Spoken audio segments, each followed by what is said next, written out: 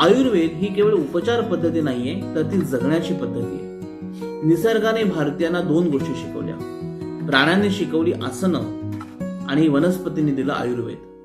त्यामुळे आयुर्वेदामध्ये केवळ उपचार कसे करावेत हे नाहीये, तर रोग होऊच नये म्हणून तुमचा आहार कसा समतोल असावा, कुठल्या आहार पदार्थामध्ये काय काय गुणधर्म असतात हे सुद्धा दिलेलं आहे. याचं वर्णन आपल्याला सापडतं ते चरक संहितेमध्ये.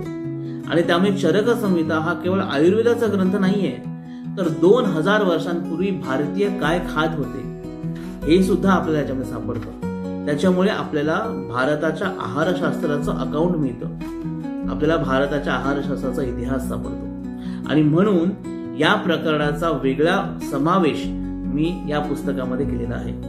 नक्की वाचा, तुम्हाला खूप आवडेल.